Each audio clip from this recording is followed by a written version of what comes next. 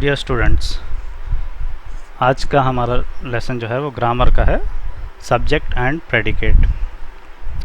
Sentences के ये दो पार्ट्स होते हैं, एकदम बेसिक है। कोई भी सेंटेंस रहेगा उसके अंदर एक सब्जेक्ट रहता है और एक प्रेडिकेट रहता है।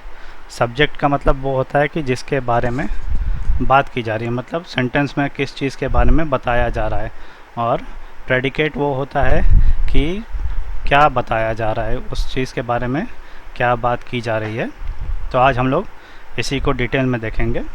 कुछ उसका डेफिनेशन देख लेते हैं, उसके बाद फिर उसके आगे देखते हैं कि एग्जांपल्स कैसे होते हैं, उससे अच्छी तरह से समझ में आएगा।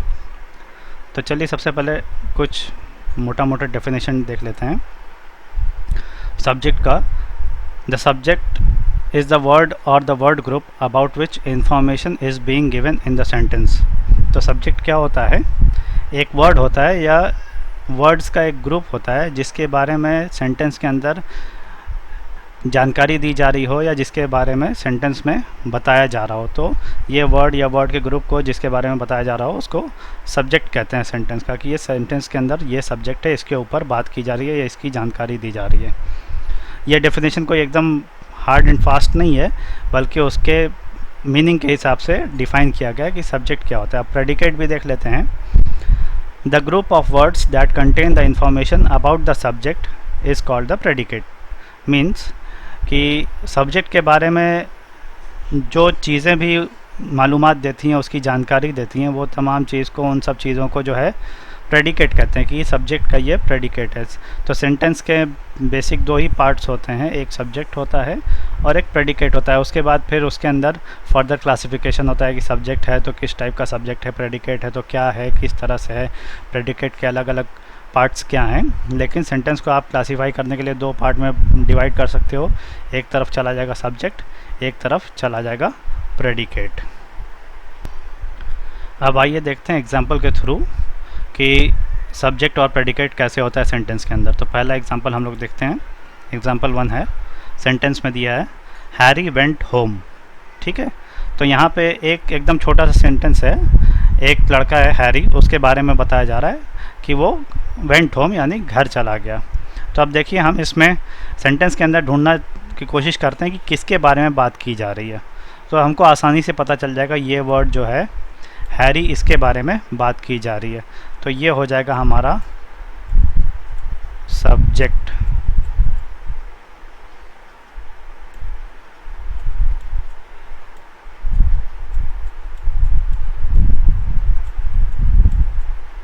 ठीक है, हैरी जो है वो हमारा इस सेंटेंस में सब्जेक्ट हो गया। क्यों हो गया? क्योंकि हैरी के बारे में मालूमात दी जा रही है, जानकारी दी जा रही है। ठीक है, क्या जानकारी दी जा रही है?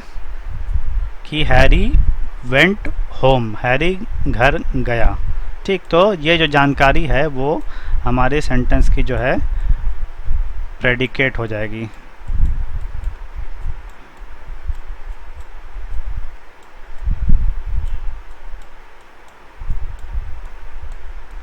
तो सेंटेंस के दो पार्ट हुए, एक सब्जेक्ट एक प्रेडिकेट। कैसे पहचाना?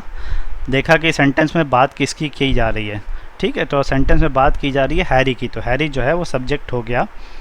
और क्या बात की जा रही है हैरी के बारे में, क्या बताया जा रहा है, वो उसका प्रेडिकेट हो जाएगा। तो यहाँ पे जो वर्ड है वेंट होम, ये पूरा जो है, ये पूरा यहाँ से लेके यहाँ तक प्रेडिकेट है, और ये हैरी जो है ये सब्जेक्ट है। तो एक वर्ड का सब्जेक्ट है और दो वर्ड्स के प्रेडिकेट हैं। नेक्स्ट एग्जाम्पल है,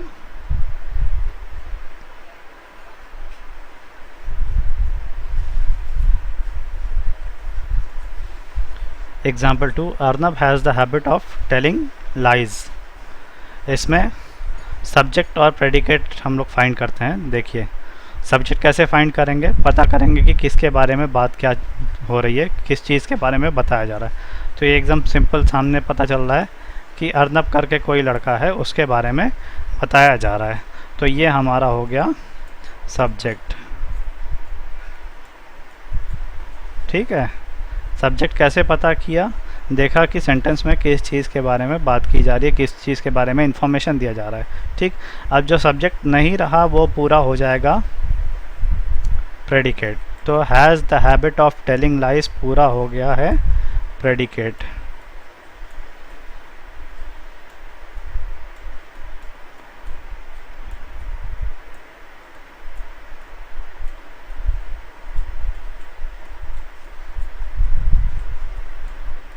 तो इस सेंटेंस में दो पार्ट्स बने, एक अर्नब जिसके बारे में बात की जा रही है, और एक has the habit of telling lies, यानी अर्नब के बारे में जो इन्फॉर्मेशन दी गई कि उसको झूठ बोलने की आदत है, तो ये प्रेडिकेट हो गया। ठीक है, एकदम इजी एग्जांपल था, कोई मुश्किल नहीं थी। देखते जाइए सब्जेक्ट कैसे कैसे चेंज हो रहा है। यहाँ पे अर्नब जो है एक किसी लड़के का नाम है, प्रॉपर नाउन है। ठीक है, और हम आगे एग्जाम्पल्स में देखेंगे कि सब्जेक्ट में क्या क्या आ सकता है। चलिए अब थर्ड एग्जाम्पल देखते हैं क्या है। Example 3, you will be a great leader someday. इसमें सेंटेंस दिया है, स्टार्ट हो रहा है यू से, उसके बाद बताया जा रहा है will be a great leader someday. तो यहाँ पे किसी का नाम नहीं आ रहा है, किसके बारे में बात हो रही है, बल्कि उसके जगह पे देखिए ये यू आ रहा है। यू क्या है, प्रोनाउन है। प्रोनाउन जो है यू सब्जेक्ट हो गया। ठीक है, उसके बाद क्या बताया जा रहा है, will be a great leader someday, किसी न किसी दिन तुम जो है एक महान लीडर बनोगे। तो ये पूरा हो जाएगा प्रेडिकेट, शॉर्ट में लिख देता हूँ प्रेडिकेट। ठीक है, और ये है सब्जेक्ट। यहाँ पे देखिए इससे पहले के सेंटेंस में अर्नब था, अर्नब एक प्रॉपर नाउन था। ठीक है, अब उसकी जगह पे यहाँ पे कोई चीज़, किसी का भी नाम नहीं आया, बल्कि ये यू आ गया। यू क्या होता है, ये प्रोनाउन होता है। तो सब्जेक्ट में हम चाहे कॉमन नाउन डालें चाहे प्रोनाउन डालें, सब्जेक्ट पे कोई भी चीज़ आ जाती है। ठीक है, तो ये सेंटेंस था you will be a great leader someday. You जो है सब्जेक्ट है और will be a great leader someday इसका प्रेडिकेट है। चलिए अब नेक्स्ट एग्जांपल देखते हैं। They have reached home after walking for 7 days। देखिए सब्जेक्ट कैसे पहचानेंगे, किसके बारे में बताया जा रहा है। यहाँ पे किसी का नाम दिया है नहीं, किसी का भी नाम नहीं दिया है, बल्कि एक चीज़ बताई है दे। किनके बारे में बात हो रही है, उनके बारे में। वो लोग कोई भी हो सकते हैं, कोई नाम नहीं बताया है। ठीक, अब उनके बारे में क्या बताया जा रहा है, that they have reached home after walking for 7 days। तो पहला पार्ट था कि किसके बारे में बताया जा रहा था, ये उनके बारे में बताया जाता है। वो लोग कौन है, कुछ भी हो सकते हैं, उनकी जगह पे ये प्रोनाउन यूज़ किया गया, तो ये हो जाएगा सब्जेक्ट।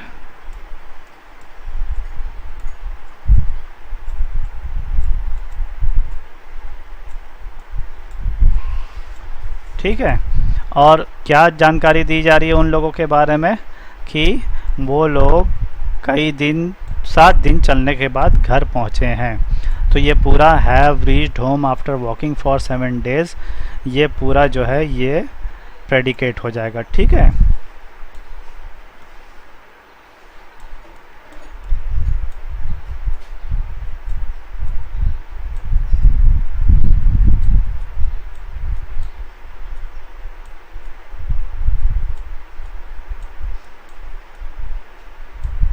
तो सब्जेक्ट में कभी प्रॉपर नाउन आता है, कभी प्रोनाउन आता है। ठीक, तो इससे पहले हमने देखा था कि प्रोनाउन की जगह पे यू यूज़ हुआ था। अब इस एग्जांपल में हम लोग देख रहे हैं कि यहाँ पे जो है ये वर्ड जो है दे यूज़ हो रहा है, ये भी एक प्रोनाउन है। ठीक, तो उनके बारे में बताया जा रहा है, और जो चीज़ बताई जा रही है वो हो गया प्रेडिकेट। चलिए नेक्स्ट एग्जाम्पल देखते हैं। Truth was the principle of Gandhi's life. ये सेंटेंस थोड़ा कंफ्यूजिंग है, क्योंकि इसमें एक नाउन आ रहा है गांधी और दूसरा नाउन जो है एब्स्ट्रैक्ट नाउन आ रहा है ट्रुथ। अब इसमें थोड़ा सा समझिए कि क्या बताया जा रहा है, गांधीज लाइफ के बारे में बताया जा रहा है या ट्रुथ के बारे में बताया जा रहा है।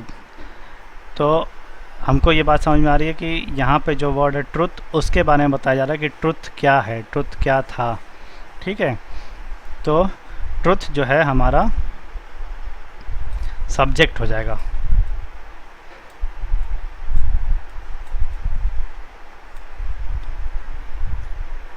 और बाकी जो है पूरा जो है प्रेडिकेट हो जाएगा। ठीक। क्यों? ट्रुथ के बारे में बताया जा रहा है कि ट्रुथ क्या था। ट्रुथ जो था, सच्चाई जो थी, वो गांधी जी के जीवन का सिद्धांत था। ठीक है, तो ट्रुथ जो है हमारा सब्जेक्ट हो गया, क्योंकि ट्रुथ के बारे में बात की जा रही है कि सच्चाई क्या थी। ठीक, उसके बाद ट्रुथ के अलावा जो कुछ बच जाता है, was the principle of Gandhi's life, ये पूरा हो जाएगा प्रेडिकेट। तो इस तरह से एक कंफ्यूजिंग सेंटेंस भी आ सकता है जिसमें कई सारे नाउन्स रहेंगे और कभी एब्स्ट्रैक्ट नाउन भी रहेगा, तो उसको थोड़ा सा ध्यान से करना पड़ता है कि इसके अंदर बात किस चीज़ के बारे में बताई जा रही है। तो जिस चीज़ के बारे में बात बताई जा रही है वो आपका सब्जेक्ट हो जाएगा और बाकी जो हिस्सा है वो प्रेडिकेट हो जाएगा। ऐसे देखने में एक बार लगेगा कि यहाँ पे गांधीज लाइफ के बारे में बात की जा रही है, नहीं, गांधीज लाइफ के बारे में नहीं बात की जा रही है, ट्रुथ के बारे में बात की जा रही है। ठीक है, तो थोड़ा सा ध्यान दे के प्रैक्टिस करेंगे तो समझ में आना आसान हो जाएगा। अब देखिए नेक्स्ट एग्जांपल देखते हैं। Example number 6, Akhilesh and his father are riding a bicycle. इसमें देखिए किसके बारे में बताया जा रहा है, दो लोगों के बारे में बताया जा रहा है, अखिलेश एंड हिज फादर। ठीक, तो ये अखिलेश एंड हिज फादर, ये पूरा हो जाएगा सब्जेक्ट, ये पूरा हो गया सब्जेक्ट।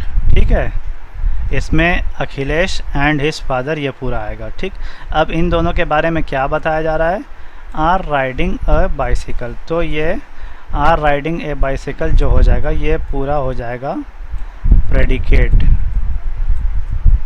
ठीक है, तो सब्जेक्ट देखिए किस तरह से चेंज होगा। इससे पहले सिर्फ वन वर्ड हुआ करता था, चाहे वो नाउन हो, चाहे प्रोनाउन हो, चाहे एब्स्ट्रैक्ट नाउन हो। अब यहाँ पे सब्जेक्ट जो है चेंज हो गया। क्यों चेंज हुआ? हमने देखा कि किस चीज़ के बारे में बताया जा रहा है, किसकी बात की जा रही है, तो अखिलेश एंड हिज फादर, इन दोनों लोगों के बारे में बताया जा रहा है। ऐसा नहीं है कि सिर्फ अखिलेश के बारे में बताया जा रहा है या सिर्फ उसके पिता के बारे में बताया जा रहा है, बल्कि अखिलेश के बारे में भी बात बताई जा रही है और उसके पिता के भी बारे में भी बात बताई जा रही है। तो ये दोनों मिलके बन जाएंगे सब्जेक्ट। उसके बाद जो बात बताई जा रही है वो हो जाएगा प्रेडिकेट। क्या बात बताई जा रही है कि they are riding a bicycle, ये दोनों साइकिल चला रहे हैं। ठीक है, चलिए नेक्स्ट एग्जांपल ले लेते हैं। You, I and he have been friends for a long time. Sentence में है you, I and he have been friends for a long time। किसके बारे में बात की जा रही है? इसमें देखिए तीन लोगों के बारे में बात की जा रही है, लेकिन तीनों का नाम नहीं दिया है, बल्कि उनकी जगह प्रोनाउन है। सेंटेंस से पता चल रहा है कि बोलने वाला किसी से बात कर रहा है और उसको बता रहा है कि तुम, मैं और वो, ये तीनों लोग काफ़ी समय से मित्र रहे हैं। ठीक है, तो सेंटेंस में किसके बारे में बात की जा रही है? यू, तुम्हारे बारे में, आई, मेरे बारे में, एंड ही, तीन लोगों के बारे में बात की जा रही है। तो ये तीनों मिलके जो है ये हो जाएगा आपका सब्जेक्ट। ठीक, ये आपका सब्जेक्ट है। इसमें कोई नाउन नहीं आया है, प्रॉपर नाउन या कॉमन नाउन, बल्कि इसकी जगह तीनों जो है प्रोनाउंस हैं। ठीक, क्या बात की जा रही है, क्या बताया जा रहा है उन तीन लोगों के बारे में कि have been friends for a long time. तो ये जो है ये पूरा मिलके हो जाएगा आपका प्रेडिकेट। ठीक है, तो यू, आई एंड ही, ये तीनों वर्ड्स जो हैं ये प्रोनाउंस हैं और ये कंबाइन होकर मिल रहे हैं सब्जेक्ट, क्योंकि इसी टॉपिक के बारे में बात हो रही है। और इसके अलावा जो बच रहा है have been friends for a long time, ये हो जा रहा है प्रेडिकेट, क्योंकि ये बात बताई जा रही है यू, आई एंड ही के बारे में। चलिए अब अगला एग्जांपल देखते हैं। इसमें दिया है example number 8, my grand father's old watch has been lost. ध्यान से देखिए सेंटेंस, इसमें नाउन क्या आया है? Grandfather, watch. ठीक है, ये दो नाउन है। इसके अलावा एक प्रोनाउन भी आ रहा है माई।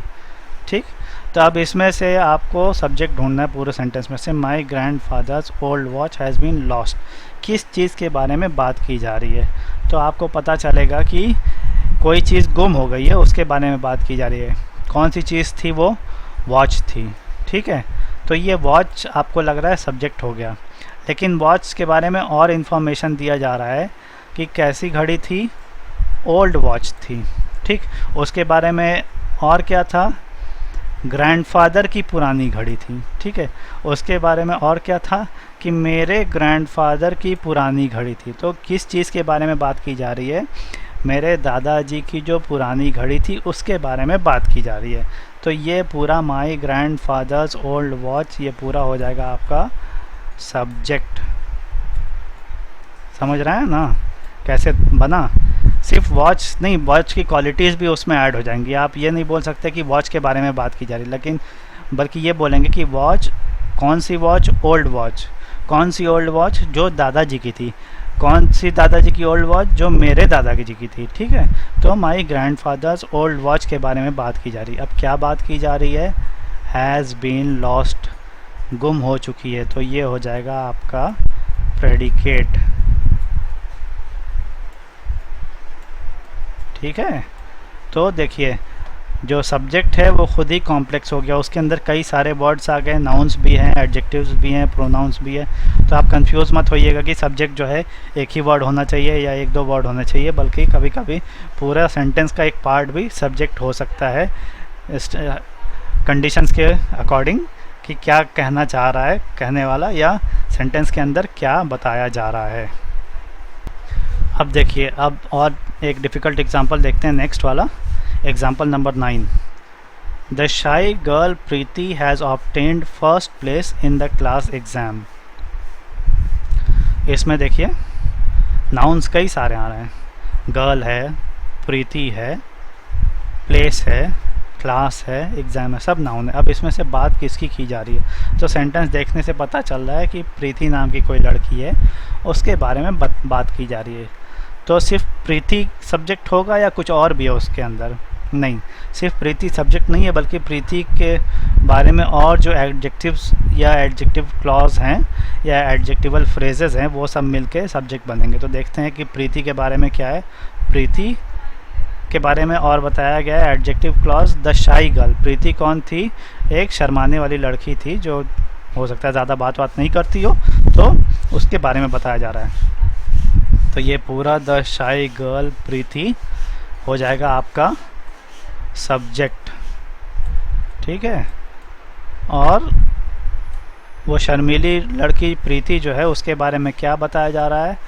Has obtained first place in the exam. तो ये पूरा हो जाएगा आपका प्रेडिकेट।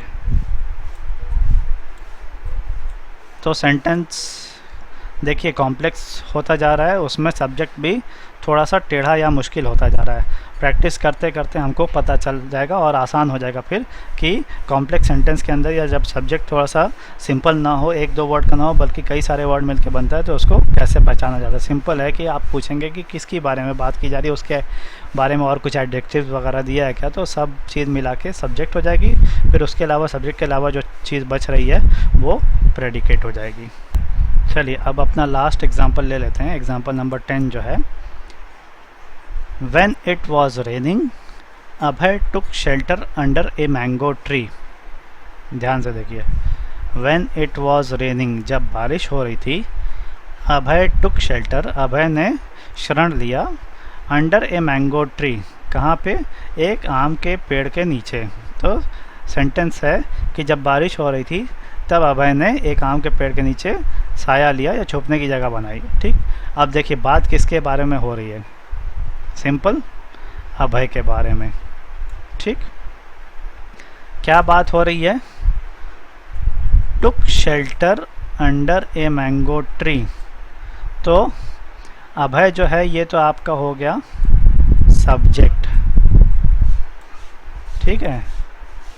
अभय जो हो गया वो सब्जेक्ट हो गया क्योंकि अभय के बारे में बात की जा रही है, ठीक।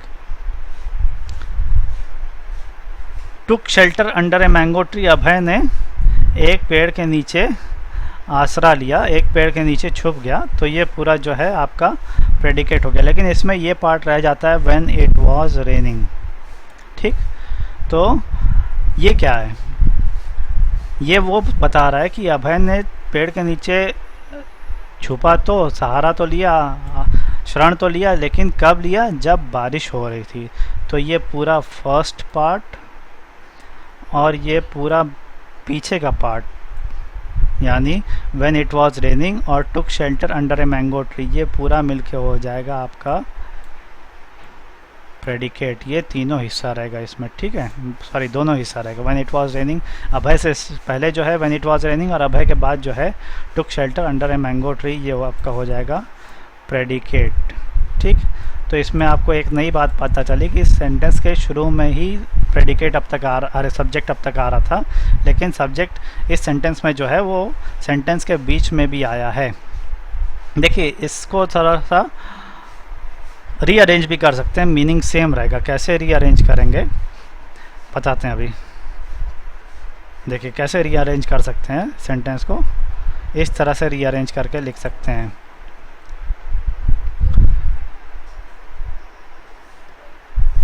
अभय took shelter under a mango tree when it was raining, ठीक है। तो इस तरह से ये सेंटेंस को रीफ्रेम किया जा सकता है। इसमें सब्जेक्ट और प्रेडिकेट कैसे पता चलेगा, देखिए बताता हूँ। इस एग्जाम्पल के अंदर जो सेंटेंस दिया उसको हम लोग ने रीफ्रेम कर दिया, तो क्या बन गया, मीनिंग चेंज नहीं हुआ, बस वर्ड्स आगे पीछे कर दिए। Abhay took shelter under a mango tree when it was raining. तो इसमें बात किसकी की जा रही है, साफ पता चल रहा है कि अभय की बात की जा रही है, तो ये आपका हो जाएगा सब्जेक्ट, ठीक है। क्या बात की जा रही है, took shelter under a mango tree when it was raining, ये पूरा हो जाएगा आपका दो प्रेडिकेट, ठीक है। तो ऊपर वाला सेंटेंस जिसमें सब्जेक्ट जो है बीच में आ रहा था, उसको अगर रीफ्रेम कर दिया, फिर से रीअरेंज करके लिखा गया, तो सब्जेक्ट देखिए लाइन के स्टार्टिंग में आ जाएगा। तो जनरली जो है वो सब्जेक्ट लाइन के स्टार्टिंग में आता है, सेंटेंस के स्टार्ट में ही आता है, लेकिन कभी कभी कुछ लोग इस तरह से बोलते हैं, ख़ास तौर पे जब पोइट्री वगैरह के सेंटेंसेस या स्टैंजाज आते हैं तो उसमें सब्जेक्ट आगे पीछे कहीं पे भी चला जाता है। तो सब्जेक्ट ज़रूरी नहीं है कि सेंटेंस के स्टार्ट में ही आए, जनरली सेंटेंस के स्टार्ट में आता है, लेकिन कभी कभी सेंटेंस के बीच में आता है। और अगर हम उस सेंटेंस को रीफ्रेम करेंगे, उसके वर्ड्स को रीअरेंज करेंगे, तो वही सेंटेंस विदाउट मीनिंग चेंज किया इस तरह से बन जाता है कि सब्जेक्ट जो है वो सेंटेंस के शुरू में चला जाता है, ठीक है। तो ये थोड़ा सा हमारा टॉपिक था सब्जेक्ट एंड प्रेडिकेट पे ग्रामर का, ये कंप्लीट हो गया है। इसके बाद कुछ एक्सरसाइजेज वगैरह देंगे, उसको आप लोग सॉल्व करेंगे, तो उससे आपके अंदर और ज़्यादा प्रैक्टिस होगी और कॉन्फिडेंस बढ़ेगा कि कैसे सब्जेक्ट सेंटेंस के अंदर सब्जेक्ट और प्रेडिकेट फाइंड किया जाता है।